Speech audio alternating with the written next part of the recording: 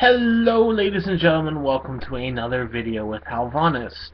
In the last two videos we talked about YouTube copyright claims and how maybe they're going to be in effect for some people who may not have experienced them before. And then we talked about female gamers and whether or not they were a good or bad thing. And we decided that yes, female gamers are an absolute godsend because there's no video game sex anymore. There are women everywhere who are playing games just as much as men are. And there are also a lot of professional female gamers now. Anyway, the other week, a couple weeks ago, we talked on the podcast, which, if you haven't heard, the 23rd, we're going to be doing a live podcast on Doizors' Twitch and my Twitch. That's twitch.tv/Doizors with a Z at the end. And that is also twitch.tv/Halvonis with the S on the end and the H in the front.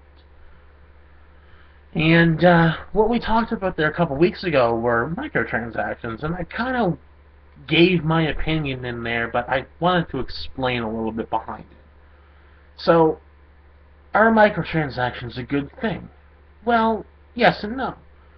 If we're talking microtransactions on a level where you're buying an expansion, where there's a lot of multiple things that you can't really patch or it would take a long time to patch, so you might as well have just released an expansion anyway. So if they sell an expansion, so let's say World of Warcraft has a new expansion coming up, Warlords of Draenor. They sell it for, it's probably going to be about 50 plus bucks. So let's say theoretically they sell it for $60. So the base game now, you can get the base game up to Pandaria. I think at the moment it's 75% off, so you can get it for like 15 bucks in total. So let's say it's 15 bucks. Now, you are paying for everything that people in the past have paid $45, $15 a month for, $15 a month. Yes, we pay $15 a month to play WoW. Are they microtransactions? Well, no, that's a subscription-based system. I subscribe to WoW and SWTOR. I support the game that I'm trying to play because I want more content to come to it. I want more patches to come to it. And SWTOR has the right idea, because if you pay them, any expansion they really release is gonna be free. So it's a win-win situation for them.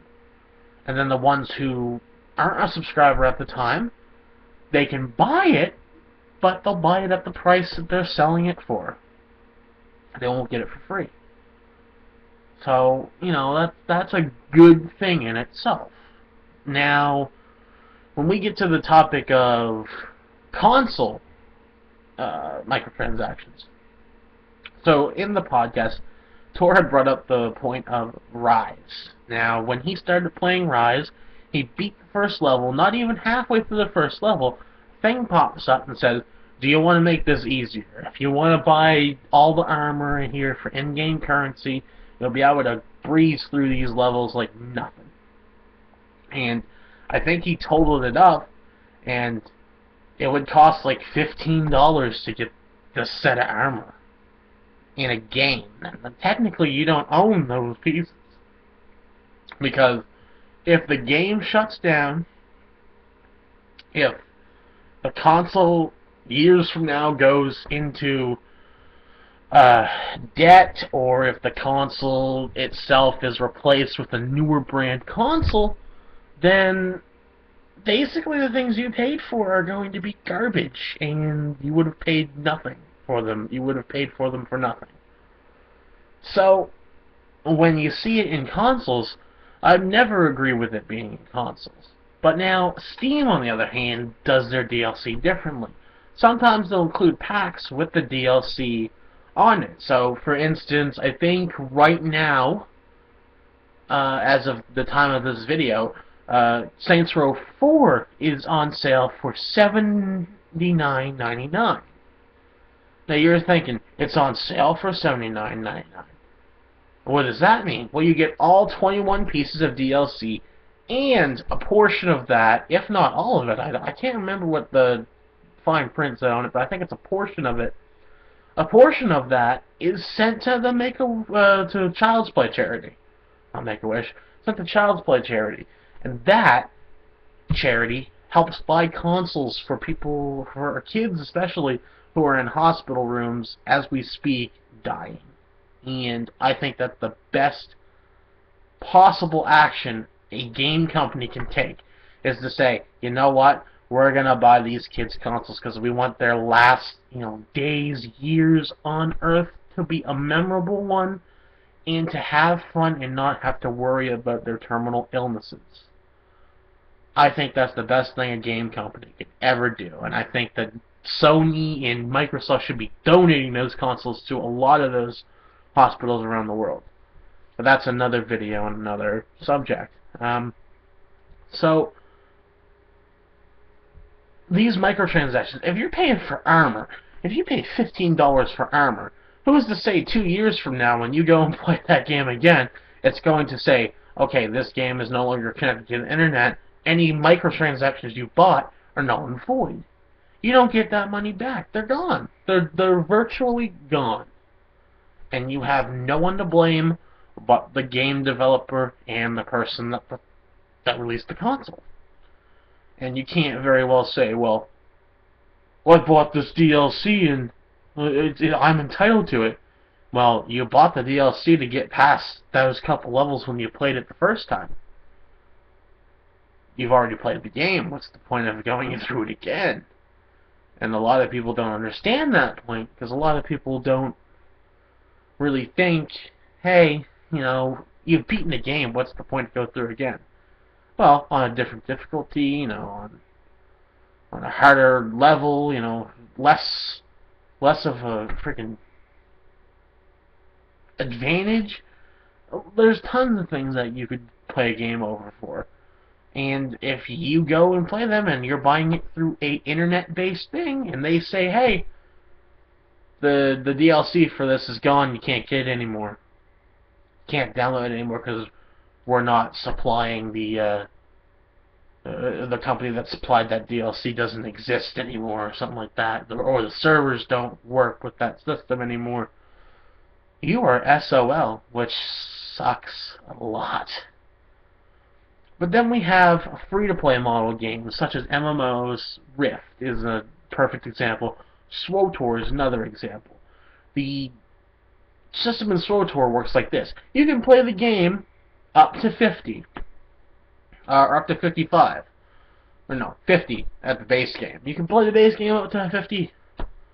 And you do not have to pay a single cent. When you reach 50 and you subscribe, you get the expansion for free. So you can take that expansion and you can go all the way to 55 even if you've only subbed a month. Or you can sub to the game, get subsequent cartel points every month, get any future expansion packs for free, beta test the expansion packs like weeks and months before the thing is released, so you can get a head start. Sometimes. A lot of the Starfighter patch was the example I was going for there, where we're playing the Starfighter patch about a month or so before it releases to everybody. So, there was that. We had early access to it.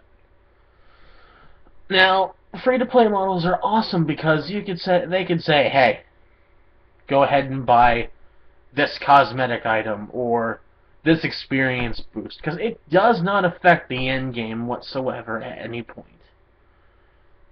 When you get into the point where it says, hey, buy this because it's going to make you super strong, you'll be able to 3-shot mobs and 3-shot players, pay-to-win stuff, that is a no-no for any game. I don't care if you're free or if you're giving us the freaking insta-kill mods or whatever. That is a no-no for any game because it takes away all coordinates of skill, all coordinates of fun. What's the fun if you can just instantly boom, destroy everything. And then you'd have people who had the same thing as you, and you'd be basically just killing each other back and forth. It would be ridiculous. So, I think I agree with everybody's point on that podcast. When we did it, they said, if it is cosmetic, if it does not affect the end game, it does not affect the end game whatsoever, yes, it is perfectly fine. But microtransactions where it says, buy this car for like $140. Yeah, it keeps the rarity of the car in a racing game, but no one is going to... There were people who paid $140 for a car in a video game. A video game that, if you go online a couple years from now, may not even exist anymore. That is pretty bad. But if it's an MMO where you can get an experience boost for, $5, or get a really cool set of gear that doesn't have any stats, but it's all like paper doll style gear where it just goes over and makes your gear look pretty, go ahead. If it's armor customization, go ahead. Because it doesn't give you an effect that helps you at endgame. It doesn't say, buy this with the, confidence that we're going to be around. Because if Star Wars Galaxies was a perfect example, that shut down a couple years ago now, isn't it? Maybe a year or so. I can't remember. I didn't play Galaxies. But Star Wars Galaxy shut down. If they would have sold DLC in that game, in microtransactions, how do you think that people would have felt that who really loved that game and said it was an awesome game? People still emulate it because they love it so much. I don't know. MMOs, you have the clear defined thing that says, listen, we're an MMO. We could go under at any moment. Our company could go bankrupt. And you'll lose everything too, because we've lost everything. We all understand that when we're on an MMO. That's why I've learned to not give a shit about the MMO anymore, really, because there's other games I can play that are still around. So, I guess what I'm trying to say when it boils down to it, microtransactions are good in, small doses. But if you have a huge dose of microtransactions, if your game is microtransaction, popping up in front of your face the entire time, no one likes that. That's never a good idea. And you're probably going to give people epileptic seizures from the pop-ups. Alright. Well, I'm done talking. Done wasting your guys' time. Thank you for watching if you've watched this far. And sorry for my rantiness, but these are things I really like to talk about, and I wanted to talk about them with you guys. So, on behalf of everyone I am associated with, anyone who I've mentioned in these videos, thank you very much. I love you all, and especially the people who watch the videos. You guys give me the energy to do every one of these videos. Go check out the live stream highlight. Go check out the Coffee Talk podcast. I was going to say Game Station podcast because I just got done watching theirs. What the hell else? Just go check out Doizors, Torre, Wallobs, Epic Danny, Dan Bull, Angry Joe, anyone I've mentioned in the past 8, 9, 10 videos. Go ahead and watch them, and above all else, hope you guys stay safe over the winter holidays. Hope you guys are fantastic, and try to keep those YouTube copyright claims away from yourselves. Peace out.